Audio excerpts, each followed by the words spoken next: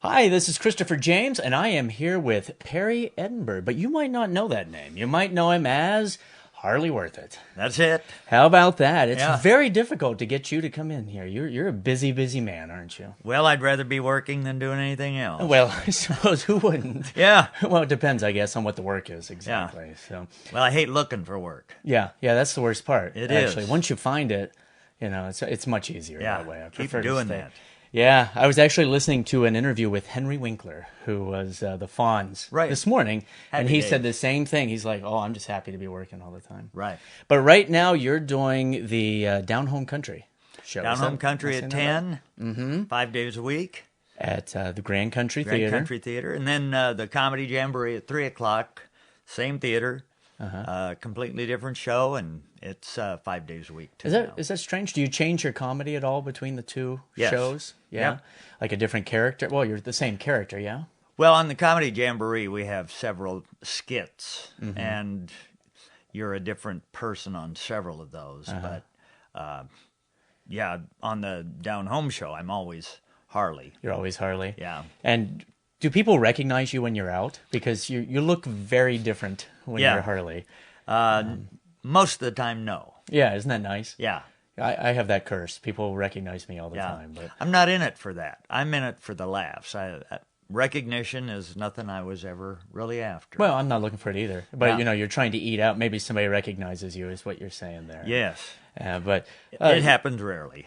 yeah, because you're busy. We were talking about some of the shows and stuff that you've done here in town, and you get around a lot. People really like your comedy and stuff, and I got to say, sometimes I read some of the reviews of shows you've been in, and you like to push it a little bit.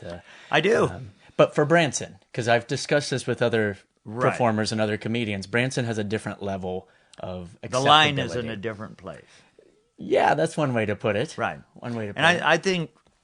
I think you have to bump the line a little bit. Mm-hmm. Maybe you can cross it, but you got to get back over it to the safe side again too. Yeah, you don't want to alienate the audience. Right. What I try to find is the cute, dirty joke. Mm-hmm. The one that has the flavor without the distaste. Okay, that's one unique way to put Yeah. it. Yeah. Because most of the audience is adults. Mm-hmm. And, I like to go to shows and see other comedians, and you can tell there are some that play it safe. Yeah. And it's 2 hours of why did the chicken cross the road? Exactly. Cute little Right. kid type stuff. It's so bland and vanilla that I call it dialogue rather than comedy. Right. I think if I'm going to be called a comedian, there better be people laughing. Exactly. Yeah. Yeah. No, I totally agree, and I've seen a few of your bits and stuff, and you have something for everybody, but then there's different levels to it. As my daughter says, I start with the entire audience with me, Yeah. and then eventually I get down to 2 people, and then I back, Mm-hmm. get the whole audience with me. But you don't use anything, I don't think, offensive or anything like that in the show. Well, that's your opinion. Do you find it offensive? Well, no, I don't find it offensive. I can't be offended. Right. I appreciate all jokes. To me, a joke is either funny or it's not funny. Yeah. Subject matter doesn't bother me, but Branson is a unique place, and you have to respect that. Mm-hmm. But I think that people need to laugh, and when you're on the showboat, how many people are sitting there? What is it? Oh, does it seat? Dozens. Yeah, dozens. Goodness sake. No. Things are picking up. It's busy. It's our new campaign, 2 for 1. Yeah. No, we're actually lucky. We usually have 500, 600, 700 people. Right. Yeah, hundreds of people. So if you have 700 people, you have 700 different senses of humor. Mm-hmm. And as the comic, you're supposed to affect each one of them. Mm-hmm.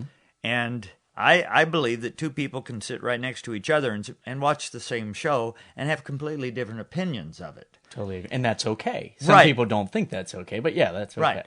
But as the comedian or entertainer in general, let's say, you have to be able to affect an entertainment situation for each one of those people there. No, I totally agree. I think that the problem we have as comedians is that someone is worried that someone else is offended. I'm not offended, but you Right. talked about such and such. Right. That person could be offended.